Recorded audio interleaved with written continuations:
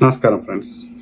ఏది ఈ మధ్యకాలంలో మనము ఇది మంగ్లీ గురించి మాట్లాడినాం కదా, మంగ్లీ బాధితులు అని. సో ఆ క్రమంలో మంగ్లీ గురించి ఇంకా ఇది తెలిసిన వారు, దగ్గరగా పరిచయం ఉన్నవారు సో చెప్పిన విషయాలను బట్టి ఇది మంగ్లీ గురించి ఇంకా పూర్తి వివరాలు ప్రజలకు తెలియాల్సిన అవసరం ఉంది అనే ఉద్దేశంలో నేను ఇంకా ఏవైతే ఇంకా నాకు తెలిసినవో చెప్తున్నా. ఇంకా ఏమన్నా నాకు ఇంకా విషయాలు తెలిస్తే అవి కూడా చెప్తాను. సో ఆ క్రమంలో ఎవరు మన మాటకారి మంగ్లీ, ఓకే, V6లో ఆమె యొక్క ఏమంటారు ఈ ప్రజా ప్రస్థానం అంటే పబ్లిక్ లైఫ్లో ఈ కెమెరా ముందు ఉండేటువంటి ఆమె ప్రస్థానం ఏది V6 నుంచి స్టార్ట్ అయింది.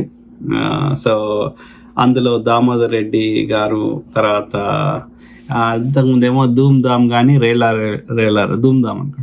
సో అందులో భిక్షు నాయక్ గారు రెఫర్ చేయడం కానీ, సో అట్లా V6 నుంచి ఆమె కెరియర్ స్టార్ట్ అయింది. ఓకే, మరి V6కి ముందు ఏముండే, V6 తర్వాత ఏమైంది అనేది కూడా తెలుసుకునే ప్రయత్నం చేద్దాం. సో ఆ క్రమంలో మన మాటకారి మంగ్లీ గారు ఏది పుట్టింది ఇది 1994లో జూన్ 10 అండ్ సో 94 నుంచి 2004, 2014, 2024 అంటే 32 years. ఆమె వయసు 32 సంవత్సరాలు మంగ్లీ. సో మంగ్లీకి 2 చెల్లెళ్ళు, 1 తమ్ముడు. ఓకే, సో చెల్లెళ్ళ పేర్లు, ఒక ఆమె పేరు ఇంద్రావతి చౌహాన్ అనే తోక ఎక్కడి నుంచి వచ్చిందో అది తెలియదు. సో దాని గురించి మాట్లాడదాం. ఇంద్రావతి, ఇంకో ఆమె పేరు వరలక్ష్మి, సంథింగ్ లైక్ దాట్. తమ్ముడి పేరు శివ, తండ్రి పేరు బాలు నాయక్, తల్లి పేరు లక్ష్మి. మరి బాలు నాయక్ నుంచి ఈమె అసలు పేరు చెప్పాలి, మంగ్లీ. ఇదేమో మంగ్లీ అనేది ఆమె యొక్క తాతమ్మ పేరు అని అంటున్నారు కానీ బట్ ఏదేమైనా స్క్రీన్ నేమ్, ఈ తెర మీద ఆమె పెట్టుకున్న పేరు. కానీ ఆమె ఒరిజినల్ పేరు సత్యవతి రాథోడ్. కానీ ఇంటి పేరు సత్యవతి ముదావత్ రాథోడ్. మరి సత్యవతి రాథోడ్ అనే పిలిచేవాళ్ళు. ముదావత్ ఉంది, మరి ముదావత్ నుంచి రాథోడ్ ఎట్లయింది, రాథోడ్ నుంచి ఇప్పుడు చౌహాన్ ఎట్లయింది, తర్వాత తండ్రి పేరు నాయక్ ఉంటే నీకు రాథోడ్ ఎట్లా వచ్చింది? సో ఇవన్నీ క్వశ్చన్ మార్కులు. ఓకే, సత్యవతి గురించి. సో ఈ సత్యవతి ఏది ఆమె యొక్క ఇక చాలా పేద కుటుంబం వీళ్ళది. ఇది బంజారా అన్న, లంబాడి అన్న, ఇంకేదో అంటారు. సో ఏదైనా ఒకటే, లంబాడి లేదంటే లాంగ్ బాడీస్ లేదంటే బంజారా. ఓకే, సో రాజస్థాన్ నుంచి ఇక్కడికి ఉప్పు అమ్ముకోవడానికి వచ్చిండ్రు. అప్పట్లో అక్కడ అరేబియా సముద్రం పక్కకి ఏమి గతి లేక నిజాంల కాలంలో లేకపోతే రాయల కాలంలో అనేది మనకున్న చరిత్ర. సో ఆ క్రమంలో ఈమె పుట్టింది ఇక్కడ అనంతపురం జిల్లా, రాయలసీమలో అనంతపురం జిల్లా గుత్తి మండలం బసినేపల్లి తండా, బంజారాలు ఉండే ఒక తండాలో పుట్టింది అన్నట్టు. అంటే ఒక గ్రామం కూడా కాదు, తండా అంటే ఒక కొన్ని గుడిసెలు అట్లా ఉంటాయని అర్థం. సో అత్యంత పేదరికంలో పెరిగింది మంగ్లీ. ఓకే, ఇక పేదరికం నుంచి అక్కడ బంజారాలు పాటలు పాడు, డ్యాన్సులు చేసే వాళ్ళ కల్చర్లు ఉంది కాబట్టి సో ఆ బంజారా పాటలు పాడుతూ సో అట్లా మ్యూజిక్ అనేది ఇటు సైడ్ అలవాటైంది. సో ఆ క్రమంలో ఈమె యొక్క టాలెంట్ని గుర్తించి అక్కడ ఉన్నటువంటి రూరల్ డెవలప్మెంట్ సంబంధించిన వాళ్ళు ఈమెకు చేయుతనిచ్చి సో ఆ విధంగా ఆమె మ్యూజిక్ కెరియర్ కావాల్సిన ఆపర్చునిటీస్, కాంపిటీషన్స్ అట్లా ఎంకరేజ్ చేశారు. సో ఆ క్రమంలో ఈమె యొక్క 10వ తరగతి అయిపోయిన తర్వాత ఈమెకు ఆర్థికంగా సాయం చేసి RDT వాళ్ళు సో ఆ విధంగా ఈమెకి ఏమంటారు SV యూనివర్సిటీ, శ్రీ వెంకటేశ్వర యూనివర్సిటీలో మ్యూజిక్ అండ్ డ్యాన్స్కి సంబంధించిన రెండిట్లలో డిప్లొమా తీసుకుంది. సో అక్కడ కర్ణాటక సంగీతం నేర్చుకుంది. సో అక్కడ కర్ణాటక సంగీతం నేర్పిన గురువుని ఏనాడు గుర్తు చేయదు. సో అట్లనే ఇంకో గురువు గారు ఉండే, సో ఆయన వెంకట అన్నట్టు ఆయన ఆ గురువు. కానీ ఇక్కడ కర్ణాటక సంగీతంలో డాక్టర్ మెండెం రమేష్ గారు. సో ఆయన ఖమ్మం జిల్లా రెబ్బవరం గ్రామం సంబంధించిన డాక్టర్ మెండెం రమేష్ గారు. సో అట్లనే ఇంకో గురువు గారు, వీళ్ళిద్దరు కూడా ఈమెకు ఏమంటారు ఒక కేవలం పాఠాలు చెప్పుడే కాకుండా ఈమె V6లో హైలైట్ అయ్యేంత వరకు కూడా ఈమెకు కావాల్సిన ఏమంటారు మ్యూజిక్ నేర్పించడం కానీ, ఈమెకు తన దగ్గరనే ఉంచుకొని సో సొంత చెల్లెల్లా చూసుకుంటూ ఈమెను ఏమంటారు అన్ని ఈవెంట్స్కి తీసుకెళ్తూ కూకట్పల్లి ప్రగతి నగర్లో సో ఆ ప్రాంతంలో ఉంటూ ఈమెకు అన్ని రకాలుగా వెన్నుదండలుగా ఉండి ఇవాళ ఈ స్థాయికి తీసుకురావడంలో వాళ్ళు కీలక పాత్ర పోషిస్తే వాళ్ళు ఏనాడు గుర్తు చేయదు. నేను నా సొంత కాళ్ళ మీదనే పైకి వచ్చినా అని చెప్పుకుంటుంటుంది. సో చాలా మనీ ఓరియంటెడ్, డబ్బుల కోసమే, ఎందుకంటే డబ్బులు చూడకుండా పెరిగింది కాబట్టి ఇక డబ్బుల కోసం ఎంత నీచానికైనా దిగజారడానికి వెనకాడదనేది తన సన్నిహితులు చెప్తున్న మాటలు. ఓకే, సో ఆ క్రమంలో తండ్రి చాలా పచ్చి తాగుబోతు, ఒకరోజు కూడా తాగకపోతే ఇట్లా వణికిపోతుంటాడు అన్నట్టు, అంత తాగుడికి బానిస అయిపోయాడు తండ్రి. సో ఇక ఆడపిల్లల్ని నలుగురు పిల్లల్ని పెంచలేని స్థాయిలో ఇక అతని పరిస్థితి అన్నట్టు, అంత తాగుడికి బానిస అయిపోయాడు. ఓకే, సో కాబట్టి మేము చిన్నతనం నుంచే ఇది తన కాళ్ళ మీద తన నిలబడాలని, రెండోది తన మ్యూజిక్ కెరియర్ని ముందుకు పోవాలని, ఇంకా ఆమె మ్యూజిక్ యాక్చువల్ ఆమె అక్కడ ఏదైతే ఎస్వి యూనివర్సిటీలో తీసుకున్న తర్వాత ఆమె మెయిన్ ఏంటంటే ఇవాళ ఈమె సింగరు ఇట్లా హైలైట్ కాకపోతే, ఆమె క్లిక్ కాకపోతే ఆమె మ్యూజిక్ టీచర్ కావాలని ఆమె ప్రయత్నం. అందుకని ట్యూషన్లు చెప్పడము, మ్యూజిక్ సంబంధించిన మ్యూజిక్ దాంట్లో టీచర్గా పనిచేయడము, అంటే ఆమె ఇప్పుడు ఉన్నట్టు కాకపోతే మ్యూజిక్ టీచర్గా సెటిల్ అయ్యేది. సో ఈమెను ఏమంటారు ఈమెలో ఉన్న టాలెంట్ని గుర్తించి ఆమెకు సరైన ట్రైనింగ్ ఇచ్చి ఆ గమకాలు నేర్పించి ఇలా ఆ స్థాయికి తెచ్చిన గురువులు ఇద్దరు ఉన్నారు. అందులో డాక్టర్ మెండెన్ రమేష్ గారు ఒకరైతే, ఇంకొకరు వెంకటేశ్వరరావు. సో ఇది పరిస్థితి. సో వాళ్ళకి ఆ కృతజ్ఞత ఉండాలి గురువులు అంటే.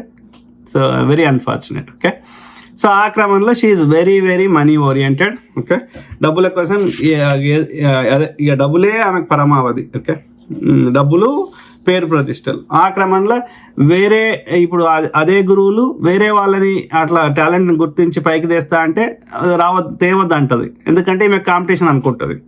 సో అదొకటి గురువులు గమనించింది. సో అట్లా. ఓకే, ఇంకా అది వాళ్ళ కుటుంబ నేపథ్యం చెప్పిన.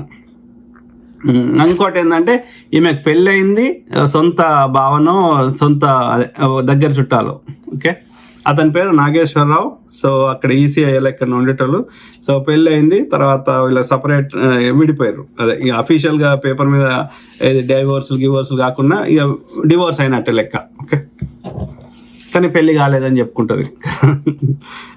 సో అట్లా ఆమె ప్రస్థానం ఆ మాటల మంగ్లీ నుంచి స్టార్ట్ అయింది. తర్వాత తీన్మార్ వార్తలు, తర్వాత జోర్దార్ వార్తలు HMTVలో, V6లోనేమో తీన్మార్ వార్తలు.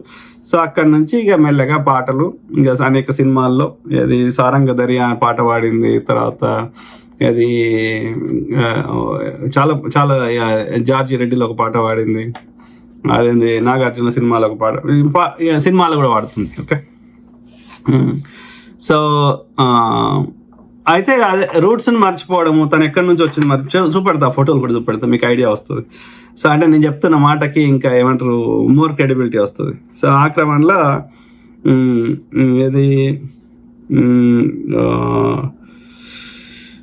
ఇక అన్ని ఈ మధ్య అయితే చెడ్డ అలవాట్లు, ఇక అదే పైసల దాంట్లో పడ్డది, ఇక దానికి తగ్గట్టుగానే ఇక బ్యాడ్ హ్యాబిట్స్ కూడా అలవాటు చేసుకున్నదని మనకు అర్థమవుతుంది. ఈ మధ్య దొరుకుతున్నాయి కదా ఫామ్ హౌస్లో, డ్రగ్స్, తర్వాత గ్యాంబ్లింగ్, తర్వాత విదేశీ అన్ని రకాల లిక్కర్లు, దేశీ కానీ విదేశీ కానీ ఎక్స్పెన్సివ్ లిక్కర్స్ అవన్నీ దొరికినాయి. ఇంక మొన్న అయితే 150 కోట్లు.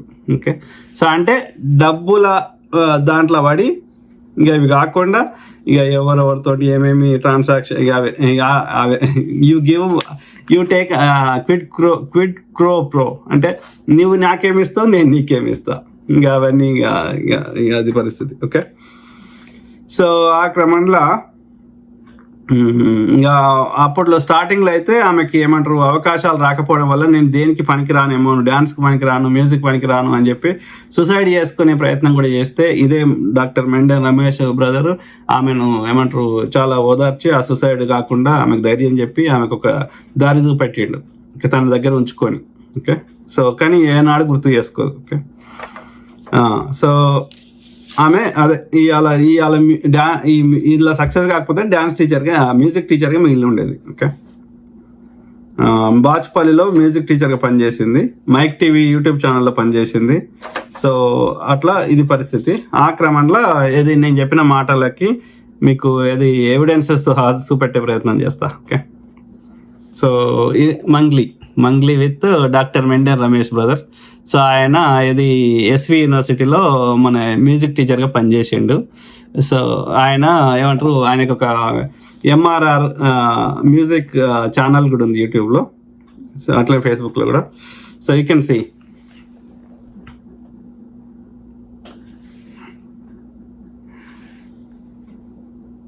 సో చూడవచ్చు అంటే ఆమె ఇది ఇనీషియల్ డేస్లో గురువు గారు కర్ణాటక సంగీతము అవన్నీ ఆయన ఫ్లూట్ వాయిస్తాడు డాక్టర్ మెండెన్ రమేష్ బ్రదర్. సో ఆ విధంగా ఆయన ఏమంటారు how he was giving her training, ఆమెకి ఎట్లా ట్రైనింగ్ నేర్పిస్తుండే అనేది మీరు గమనించవచ్చు. సో చూపెడతా ఒక్క నిమిషం. అంటే మన ఏంటంటే ఇక్కడ 2 పాయింట్స్ ఉన్నాయి ఇక్కడ. ఒకటి ఏంటంటే మన రూట్స్ని మరవకూడదు ఫస్ట్ థింగ్. రెండోది అడ్డదారులు వెతుక్కోకూడదు. ఈ ఏమంటారు ఎట్లా ఎదగాలే కాదు, మంచి దారులనే ఎదగాలి, అడ్డదారు వెతుక్కోకూడదు జీవితంలో సక్సెస్ కావాలంటే. ఓకే, సో చూడండి అట్లా ఈయన డాక్టర్ మెండెన్ రమేష్ బ్రదర్ ఇది ఇప్పుడు ఇంకో ఆమె కూడా బంజారా ఆమె పేరేంది రోహిణి సొరాట్, ఆమె కూడా మంచి పాటలు పాడుతుంది. సో అట్లా ఎంతో మందిని తయారు చేసిండు కానీ ఒక్కరు కూడా ఇది వాళ్ళని పైకి తెచ్చినాక మళ్ళీ వాళ్ళు పైకి వచ్చి క్లిక్ అయినాక ఒక్కరు కూడా పాపం ఆ డాక్టర్ మెండెన్ రమేష్ బ్రదర్ని గుర్తు చేసుకుంటలేరని బాధపడుతున్నాడు. ఈయననే కాదు ఇంకా వేరే గురువులు కూడా. ఆయన ఫ్లూట్ వాయిస్తాడు, మీరు చూడవచ్చు ఆయన ఛానల్లో కూడా. సో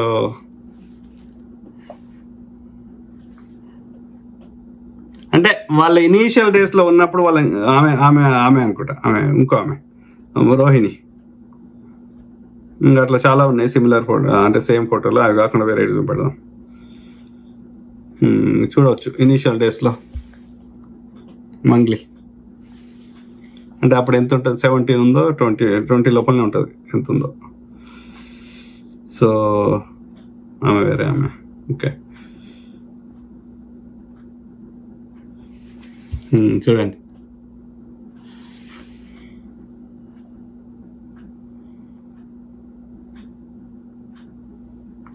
చూడవచ్చు. సారీ రివర్స్ పోతుంది. అరే ఎందుకు వంకర అవుతున్నాయి?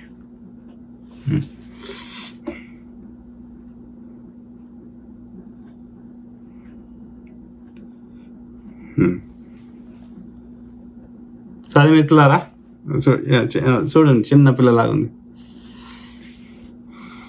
అంటే నేను ఏం చెప్తున్నా అంటే ఇవన్నీ చూపెట్టే ఉద్దేశం ఏంటంటే మన రూట్స్ని మరవకూడదు అనేది నా బాధ. ఓకే, రెండోది అడ్డదారులు ఎందుకు వెతుక్కుంటున్నాం అనేది నా బాధ. సో ఆ క్రమంలో వాళ్ళ కుటుంబం. సో ఇక్కడ ఇది తమ్ముడు ఈ చివరకు ఉన్నాయన, తర్వాత మధ్యలో ఉన్న మంగ్లీ, ఇటుపక్క ఆమె కొంచెం ముదురు ఆకుపచ్చ ఆమె ఇంద్రావతి, ఈ పక్కకు ఉన్న ఆమె పేరు వరలక్ష్మి ఏదో ఉంది. సో 4 వీళ్ళు. ఇందులోనేమో వాళ్ళ ఇంకో ఫోటో కూడా ఉంటుంది, అలా చూపెడతారు. సో ఇందులోనేమో అదే వీళ్ళు 4 పిల్లలు, వాళ్ళ అమ్మ నాయన. ఓకే, ఇది ఇంతకుముందు ఫోటో. సో అది మిత్రులారా. సో ఐ హోప్ ఇది వాళ్ళ కుటుంబ సభ్యులు. ఆ ఈ ఇంద్రావతి ఏమో అంటావా మావా అని అది పుష్పాలు ఉన్నది కదా, అందులో పాట పాడింది ఈమె.